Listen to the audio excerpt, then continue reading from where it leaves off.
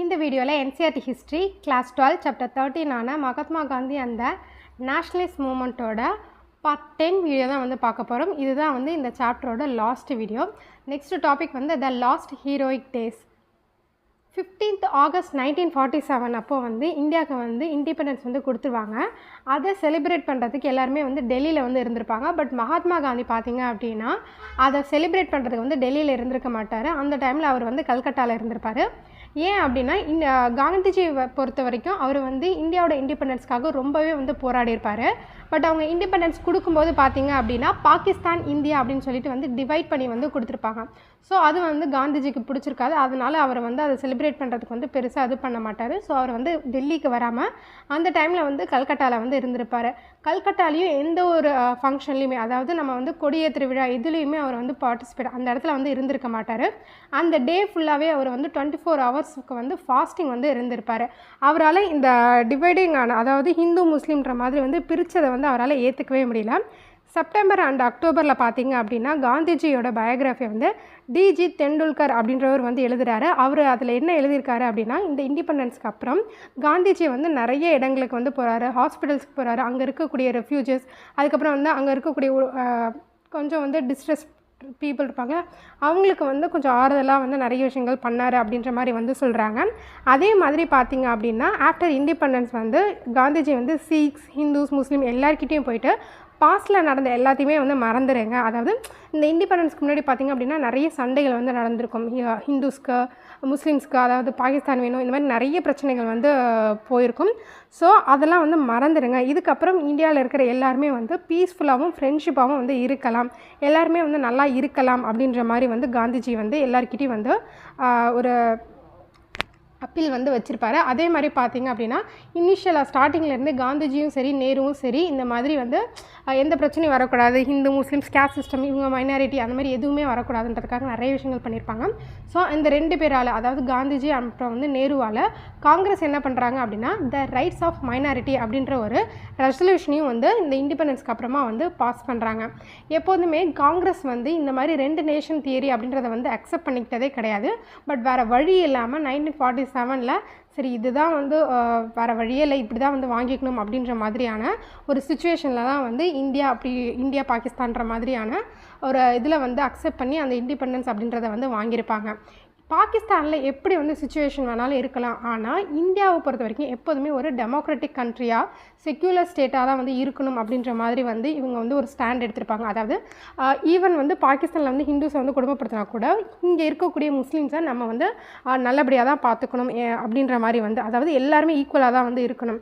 Hindus, Muslims, seeks, இல்லை Appar caste, lower கேஸ்ட்னு சொல்லப்படுற எல்லாருமே வந்து ஈக்குவல் ரைட்ஸோட ஈக்குவல் ஜாய்ஃபுல்லாக ஈக்குவலாக வந்து இருக்கணும் அப்படின்ற மாதிரி, செக்யூலராக வந்து இருக்கணும் அப்படின்ற மாதிரி தான் வந்து அவங்க வந்து சொல்லியிருப்பாங்க. அதே மாதிரி காங்கிரஸ் என்ன பண்ணியிருப்பாங்க அப்படின்னா மைனாரிட்டிக்கு நிறைய வந்து அஷூரன்ஸ் வந்து கொடுத்துருப்பாங்க. சிட்டிசன் ரைட்ஸ் எகெயின்ஸ்ட் அக்ரெஷன் அப்படின்றத வந்து கொண்டு வந்திருப்பாங்க. அதாவது மைனாரிட்டிஸ்க்கு ஏதாவது பிரச்சனை அப்படின்னா அவங்கள எதிர்த்து நிறைய விஷயங்கள், அதாவது அவ்வளோ சீக்கிரத்தில் இந்தியாவில் நீங்கள் பார்த்திங்க அப்படின்னா மைனாரிட்டிஸ் மேலே வந்து எந்த ஒரு இதுவுமே பண்ணவே முடியாது, அவங்கள அடிக்கிறது எதுவுமே நீங்கள் பண்ண முடியாது, அவங்களுக்கான சட்டமே வந்து ரொம்ப ஸ்ட்ராங்காக இருக்கும். அந்த மாதிரியான ஒரு விஷயத்தை வந்து அப்போவே வந்து காங்கிரஸ் வந்து கொண்டு வந்திருப்பாங்க.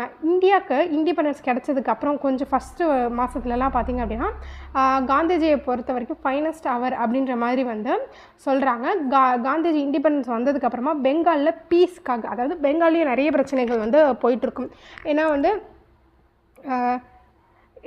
பெங்கால் ஈஸ்ட் பெங்கால் வந்து பார்த்திங்க அப்படின்னா பாகிஸ்தான் கிட்டே இருக்கும், வெஸ்ட் பெங்கால் வந்து இந்தியா கிட்டே இருக்கும். அந்த இடத்துல வந்து நிறைய பிரச்சனைகள் இருக்கும். ஸோ அந்த இடத்துல இருக்கக்கூடிய பிரச்சனைகளை தீர்த்து அதுக்கப்புறமா, அதாவது பெங்கால்லேருந்து என்ன பண்ணுவார் அப்படின்னா டெல்லிக்கு வந்து காந்தி வந்து வருவார். அப்படி டெல்லிக்கு வரும்போது பார்த்திங்க அப்படின்னா நிறைய பேர் வந்து காந்திஜியை வந்து இது பண்ணுவாங்க, கிரிட்டிசைஸ் பண்ணுவாங்க. ஏன் அப்படின்னா இங்கே நிறைய இடத்துல பஞ்சாப்லலாம் வந்து நிறைய ரயோட்ஸ் பிரச்சனைகள்லாம் வந்து வந்திருக்கும்.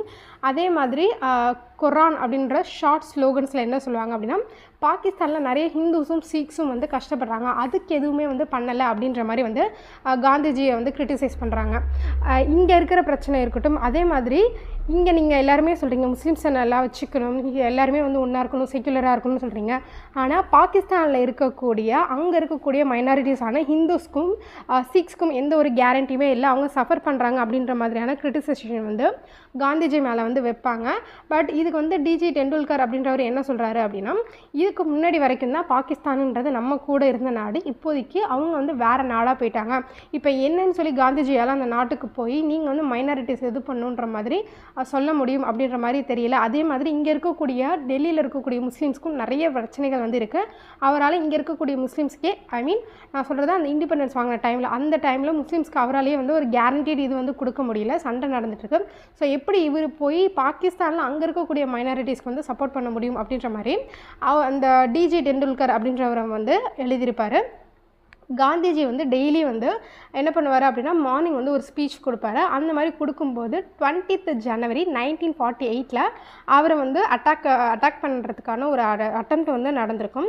அதுக்கப்புறமா பார்த்தீங்க அப்படின்னா 26th January டெய்லி ப்ரேயர் மீட்டிங்கில் டெய்லி காலையில் ப்ரேயர் பண்ணுவாங்க. அந்த மீட்டிங்கில் பார்த்தீங்க அப்படின்னா ஒரு செலிப்ரேட் வந்து பண்ணுறாங்க. என்னென்னா 26th January 1930 அப்போ பார்த்தீங்க அப்படின்னா இந்தியா வந்து சுதந்திரம் அடைஞ்சிருச்சுன்னு சொல்லிட்டு இவங்களே வந்து கொடியேற்றம்லாம் வந்து பண்ணியிருப்பாங்க. அந்த டேவை வந்து செலிப்ரேட் பண்ணுறாங்க. அப்படி செலிப்ரேட் பண்ணும்போது இந்தியாவோட ஒஸ்ட் வந்து முடிஞ்சிருச்சு, எல்லாமே வந்து நல்லா ஆயிடுச்சு. இதுக்கப்புறம் வந்து எல்லா கிளாஸும் வந்து ஈக்குவலாக இருக்கணும், எல்லாருமே வந்து மெஜாரிட்டியான கம்யூனிட்டி வந்து மைனாரிட்டியை வந்து மதிக்கணும், எல்லாருமே வந்து நல்லா இருக்கணும். ஈவன் தோ ஜாகிரபிக்கலாகவும் பொலிட்டிக்கலாகவும் இந்தியா வந்து டிவைடடாக இருந்தாலும் நம்ம வந்து அவங்க கூடயும் வந்து ஃப்ரெண்ட்ஷிப்பாக பிரதர்ஹுட்டாக இருக்கணும், நம்ம வந்து அவுட் சைடு உலகத்துலேயும் வந்து இந்த மாதிரி ஃப்ரெண்ட்ஸ் அண்ட் பிரதர்ஹுட்டாக இருக்கணும் அப்படின்ற மாதிரி வந்து காந்திஜி வந்து சொல்லுவார்.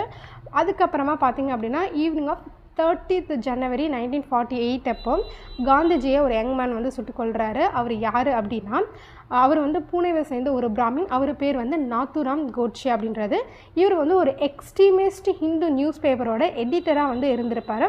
இவர் வந்து என்னென்னா அந்த முஸ்லீம்ஸ்க்கு வந்து மைனாரிட்டிஸையும் வந்து பார்க்கணும் அப்படின்ற மாதிரிலாம் வந்து சொல்கிறதுனால இவர் வந்து காந்திஜியை வந்து கொண்டுட்டார் அப்படின்ற மாதிரி வந்து சொல்கிறாங்க. இவரோட டெத்துக்கு பார்த்திங்க அப்படின்னா இந்த காந்திஜி இறந்ததுக்கப்புறம் நிறைய பேர் வந்து ரிச் ட்ரிபியூட்ஸ் வந்து கொடுக்குறாங்க.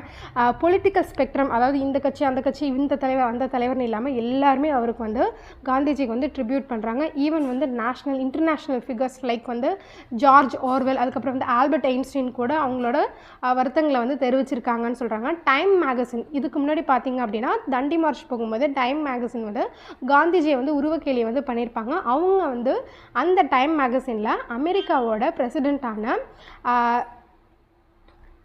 லிங்கன் வந்து எப்படி கொல்லப்பட்டாரோ, ஆப்ரஹாம் லிங்கன் வந்து எப்படி கொல்லப்பட்டாரோ அதே மாதிரி வந்து காந்திஜியும் வந்து கொல்லப்பட்டிருக்காரு அப்படின்ற மாதிரி வந்து சொல்கிறாங்க. எப்படின்னா அமெரிக்க பிரசிடெண்ட்டான ஆப்ரஹாம் லிங்கன் வந்து கருப்பு வெள்ளை இந்த மாதிரியான பாகுபாடம் இல்லாமல் ரேசிசம் இல்லாமல் வந்து எல்லோரும் ஒன்றா இருக்க முடியும் அப்படின்ற மாதிரியான விஷயங்களை எடுத்துகிட்டு போவார்.